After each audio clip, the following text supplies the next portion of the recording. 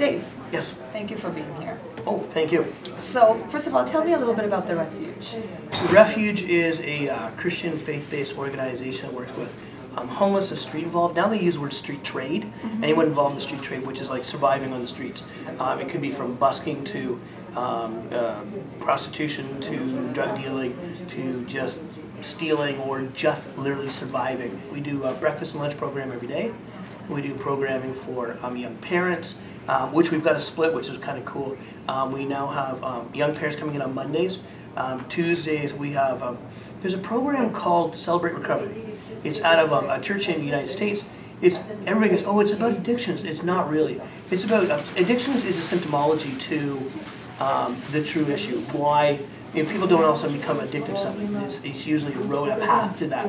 So what we want to do is find out what got them on that path, and that's what Celebrate Recovery is the only program I could find that actually deals with the real issue, what led to the addictions. And of course, once you deal with the real issues, you deal with the addiction at the same time. I think people who are listening would like to know that when someone, let's say, this might sound silly, but someone today is homeless. What are the things that they need? What services do they need access to immediately, and what do they need in the long term? Because the understanding I have is that there's actually a layer of issues. Yeah, and it's just not that I want to quote Shrek or anything, but it's all about layers. And the problem is most people only see the first layer. They need safe housing. Okay. Most young people, I mean, who rents to a 17-year-old kid?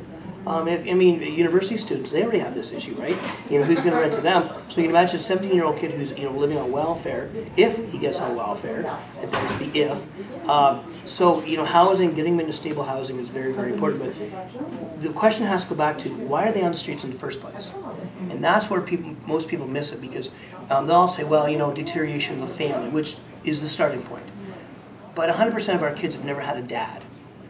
So the influence of a male in their family, a good male, and notice I said dad, not a father, because everybody goes, father is kind of more authoritative. When we talk about dads, when we talk about the loving, caring guy who hangs out with his kids, who really wants to build into his kids. None of our kids have ever had that. Then they've had crisis with mom, and mom has gone into some sort of crisis through addictions, or she's too busy living her own life. I've met a couple of moms who would have been our clients had they been the right age 25, 30 years ago. There's certainly a visible demographic in Oshawa. How many people do you see on a monthly basis or a yearly basis? You must have I have to go to the yearly because monthly is oh, even yearly? Just roughly? About 500 kids a year. Okay. 500, 510 kids. But we served, I think, I cannot look. Oh, go ahead. What is it? 10,309 meals in our little tiny use, which is not much bigger than this room. And that kind of freaks me out. I just get 10,000, over 10,000 meals. You guys have a big fundraiser coming up. We do. Okay. So tell us about it. Coldest night of the year. Okay. See, I told you. Coldest night of the year. It's a walkathon. It's organized by an organization called International Teams, which is really cool. We do the posters. We do the shirts. We do everything. All you need to do is kind of show up. You have captains. And so our challenge is, and it's cool. It's a fundraiser. And it's a 5K or a 10K walk. Afterwards, you come back to the Refuge, and we give you a meal. And we'll have some video playing. Like we have a collection of videos that we've created over the years, and we just have to loop it through, and people can just see what we're doing and see where we're at. And our goal is to raise $40,000, and I think we're almost halfway there. And it's pretty exciting. We're number 2 in Canada for raising money. We have 5 people in the top 10 money raisers, so it's pretty cool. It's not a lot of work on our part. It's finding people who will go out, like if you wanted to be a captain, you would find 10 friends, and I think you've got to raise, each person's got, as an adult, you've got to raise $150.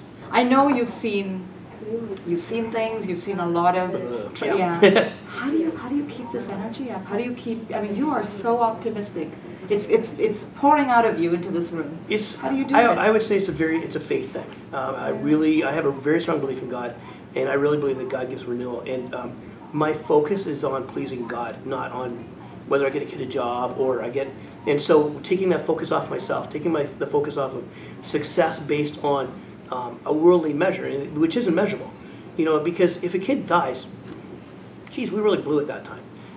But we can't be out with them 24 hours a day. We are not on the streets with them all the time. We just hope, it's like being a parent, you hope that you impart some wisdom into a young person's life. We have a girl here as a Durham College student who looks back and says, wow, if you guys hadn't been there, I'd probably be dead. You know, just my lifestyle was just going downhill. I was with all the wrong people. And, you know, it's just being that voice of caring, of sincerity, and really true love. I think God brings people into your life to renew them. And He has given me some really cool projects to work on outside the refuge, but around young people again, which is weird because you think I'd want to stop and work with young people, but I work with kids in my church on doing leadership.